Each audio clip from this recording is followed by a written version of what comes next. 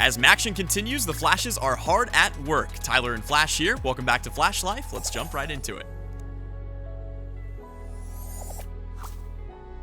Last week, the women's basketball team traveled to Bowling Green, where Lindsey Thal put up 22 points over the Falcons, but the Flashes left the Stroh Center in a 60-69 defeat.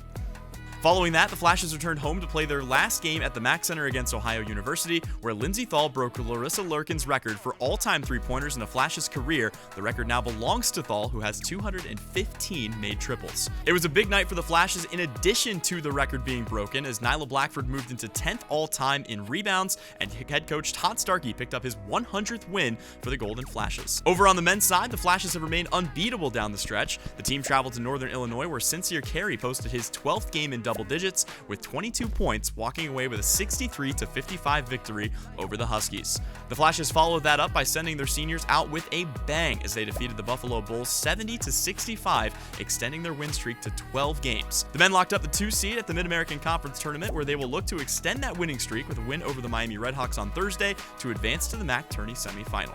The gymnastics team held their final home meet of the season against the Ohio State Buckeyes and Eastern Michigan Eagles, posting their new season high score of 196.550. Good enough to defeat the Eagles convincingly, but falling just shy of outscoring the Buckeyes.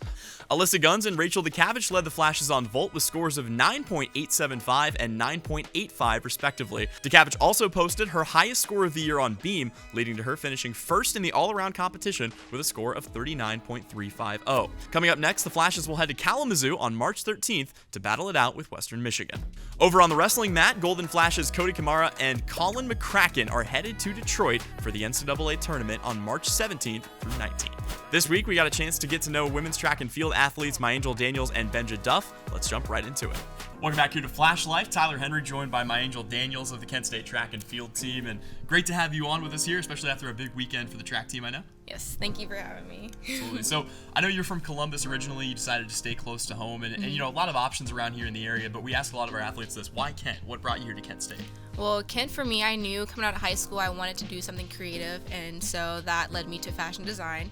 And looking at the schools, Kent had the best fashion design program along with athletics, so it was just a match made in heaven. Then coming here, like literally, I had a moment and I was like, I gotta come here. So. I mean, overall, what was your first impression of Kent? What was that moment for you when you first got here to campus and you knew this was where you wanted to be? Well, it was mostly with meeting like the head coach and then the coach that was here at the time, and then also just like viewing campus and getting a feel for like the fashion school, which is where I would spend most of my time. And so it's just like everything combined, just like the campus and then the coaches and environment. So sure. We talk a lot about the people at Kent State, everywhere really. I mean, the people make the difference. So, you know, for the coaches, for the players, what was your first impression just of the people that you were going to be spending the most time with here at KSU? They were scary, I'm not gonna lie. I think I was just so young, and everyone on the team at the time was so mature and a lot older, and they're all very tall. So like initially I was like, oh, these people are kind of scary, but like honestly they were very welcoming. So it was like a welcoming environment, and I just kind of clicked with a lot of them. So sure. Early on in your career, I mean, were there upperclassmen that you kind of learned from and developed under in your first few years? Oh yeah, for sure. I mean, I can name off a few, but there definitely was. Sure. What was that leadership like, and did that kind of help you grow into that role as you got into your upperclass years? Yeah. So like coming here, initially everyone, like I said, was very mature. Of course, they had their lives outside of track, but when it came to practice, everyone was really focused. They had their own goals, and I was playing catch up. So they just really was just had that tunnel vision, and I kind of just fell right in line with them and tried to keep up because I wanted to be on the team. I wanted to have a purpose, so yeah. Yeah, absolutely. I know track is more of an individual sport. It's very specific, but I mean, again, growing up, what was kind of your background with sports? What all did you play, and how did you eventually narrow it down to track and field? I've only ran track. Okay, yeah. Okay, fair enough. Yeah, so I like danced for on the side, like outside of school and stuff. And then once middle school came, I just really focused on track, gave up dance, and I've been running track for about over 10 years. Okay. So, yeah. I know you have a lot of passion for what you do on the track, but you know, again, you talked about your time here at the fashion school at Kent State. Tell me what that's been like, and did it kind of live up to your expectations? I know there's a lot behind that fashion school here at KSU. Yeah, it's definitely lived up to its name. Freshman year was very easygoing. Sophomore year got a little hard. Came junior and senior year, I wasn't sleeping. Okay. So it's been a journey. But I've loved every second of it. I've met a lot of great people outside of, track, like within the fashion school. The faculty is very supporting as well, but they're definitely going to push you. So I definitely think it's been worthwhile for sure. Absolutely. Well, I know, again, you're kind of starting to wrap up your time here at Kent State University. So again, when it comes to what's next, what comes next for my Angel Daniels after your time at Kent State? Anything, honestly. I'm open to anything happening, but I've been applying to jobs everywhere, honestly. So that's just what I'm focused on, is just trying to get a job and see where that leads me. And right now it's looking like I'm going back home to Columbus so far. Maybe, who knows? But if I do, I'm looking to help out with my high school track team too. All right, sounds good. Well, best of luck with that. Thank you so much for coming by. And thank you. Yeah, we'll be back with more Flash Life here in just a moment right after this. Can't get your fix for all things Kent State athletics? Head on over to KentStateSports.com to get schedules, results, feature stories, radio, and video coverage of the Golden Flashes. Don't forget to pick up tickets and official gear only on KentStateSports.com. That's KentStateSports.com. Welcome back here on Flash Life. Tyler Henry joined by Benja Duff of the Kent State track and field team. Benja, thank you so much for giving us some of your time today. Thank you for letting me be here. So I know that you are from Columbus. You had a chance to stay kind of close to home here. First of all, how important was that to you just to stay around where you grew up? Honestly, I didn't see myself even staying in Ohio for school, but the opportunity presented itself, and it was such a good package at Kent State, and just me knowing people that already went here, it was kind of like a no-brainer for me to come here. But in the long run, it's definitely been a lot more beneficial than I would have thought. When I need to go home, I can go home. I don't have to book a flight or anything. I just hop in the car. My parents need to come to all meets. They come to all the home meets because it's not far away. So it's definitely been a very good thing being close. I know you knew, several people before you got to Kent State, but again, the people make all the difference. So what was your first impression of, the team, the coaching staff as a whole, when you first arrived here on Kent State's campus? So at first, it was like I was walking into an automatic friend group, and that's kind of like scary when you're going to like a whole new university, this big school. You're like, how am I gonna make friends? And like the first day of practice, everybody was so welcoming. Everybody was asking like who we were, where we're from, trying to get to know us. We were all hanging out, so it was like a good like family type environment at first. And yeah, absolutely. Growing up, I know track and field has kind of become your primary focus. Did you play any other sports growing up? Yes, so I actually played sports all the way since I was 4 years old. I started out playing soccer and basketball since I was 4, and then I stopped soccer in middle school. I stopped basketball my senior year of high school, and I tried gymnastics, but I got kicked out because I was playing with powder, so it is what it is. Hey, fair enough. It'd be like that. For basketball, what position did you play? I played point guard. Okay, that checks out. No, for sure. Whether it's, within track and field, within another sport, were there any athletes that you looked up to or that you still look up to throughout the course of your career? Sydney McLaughlin, obviously, like, she's just a dog, every sense of the word, no matter what she does. Hurdles, jumping, running, like, she's just a dog in track. So, obviously, her, being from Ohio, LeBron, like, he's just an amazing person all around, not even just in sports, his work ethic. So yeah, I would say them too, especially. So as you start to kind of wrap up your time here at Kent State University, I know you still have an outdoor season left, obviously, very exciting stuff coming up for you. But, again, after all is said and done, what's next for Benja Duff, and what do you hope your legacy is here at Kent State? What's next for me? That's a question that I literally teeter with every day. It changes, but hopefully I'm thinking about adding on an MBA to my career, so getting a dual degree, an MBA in sports administration, working with a high-profile team, whether it's collegiate or professional, on like their marketing staff, and then I also want to get some experience coaching, hopefully, with my team next year, maybe be a volunteer coach or something like that. So yeah. All right, sounds good. Well, we'll step away. When we come back, my Angel Daniels will join us. We'll have a little fun before we wrap things up here on this edition of Flash Life.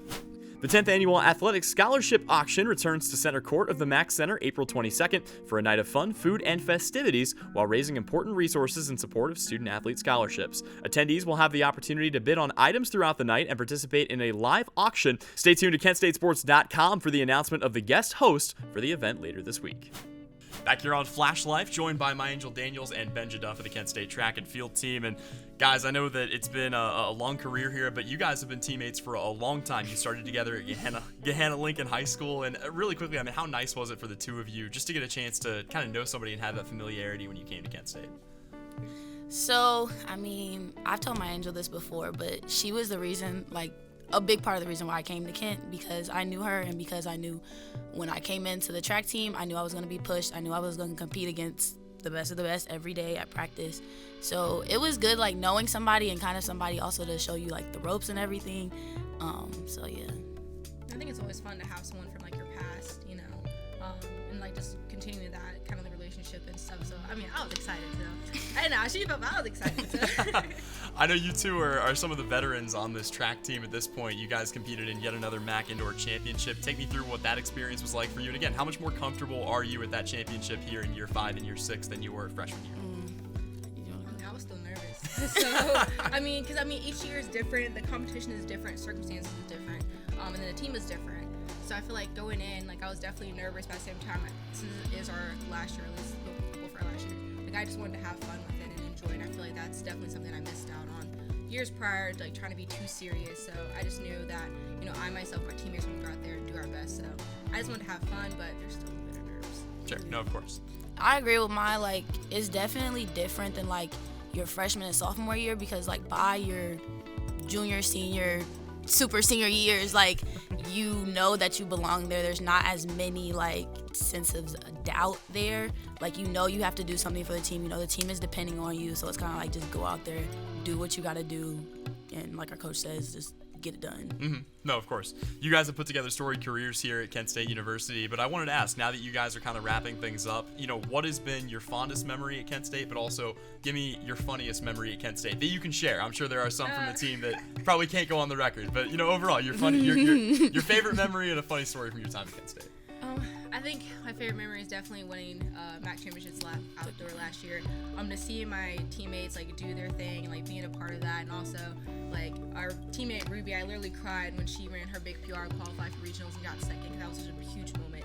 And I feel like that just goes to show, like, how much more of just, like, teammates we are, like, friends. We're with each other every day, 7 days, 6 days a week, traveling on the bus for hours. So, I mean, like, that was definitely one of my fondest memories, just crying before the meet was even over. So my funniest memory, I mean, any of the van rides that we have, like, with LB and stuff, like, it's just, I don't know, we'd be in the van for hours and just talking about whatever.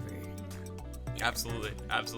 So let's have some fun here. We've gotten to know you guys a little bit overall, and it doesn't have to be something that you can show here on the show, but what is your most useless hidden talent? I can pop my knee. Okay. Yeah, it's like double jointed, and I can, like, just pop it back and forth. It's kind of dumb, but it's kind of fair enough. That's what makes it a useless talent. Benja, do you have one? I don't think so. Okay, that's fair. I'm trying to think. If I think of something, I'll sure, say you it, can but I always don't come back think- to that. Like, what? All right, what member of the Kent State track and field team would win in a karaoke competition? Like, okay, for personality-wise or for, like, singing-wise? The combination. Combination? Dej. Oh, yeah. Like, on the men's side, definitely Dej, yeah. Okay. Who would be our female? Because I feel like no one can really sing. No. Who sings the least poorly? The least? I don't even. Ooh, I don't even know who be singing, really. I think Ruby would give energy. Okay. Okay. So I give it to Ruby, yeah. What is the most overrated thing that exists in your guys' opinion? What is your hot take? Like, everyone thinks that this thing is great, but you guys are like, it's fine. AirPods. Yeah. I respect okay, that. That's no. good. She says that because hers fall out all the time at practice. I lost them too. There. I just lost them after this. No, that's a personal thing. For me, okay, I'm not gonna lie. I don't think it's overrated now, but I used to think air fryers were super overrated. And then I got an air fryer, and it's the best thing I've ever gotten in my life. Best gift ever. I don't even use an oven anymore. Sure, fair enough. Well, speaking Everything. Salmon, I've cooked cookies in it. I've cooked garlic bread. I've cooked everything. Wings, everything. Benja be eating. She stayed making food. Hey, fair enough. Well, speaking of the oven, does pineapple belong on pizza? Yes. No. Okay. No. She Why? doesn't like any fruit. She doesn't like anything. I like fruit. I like pineapple, but on pizza, no. Okay, you are correct. I'm sorry. No, it's good. You have given the wrong answer. All right, well, guys, thank you so much for coming on the show. We really appreciate it. Thank you for your time. Thank you for having us. Hey, absolutely. That's all we've got for you this week. Be sure to check out KentStateSports.com for schedules and updates, and we'll be back next week with more Flash Life. Before we go, let's take a look at the amazing steal of home featured on SportsCenter's top 10 plays at number 3 from Alexandria Whitmore that truly has to be seen to be believed.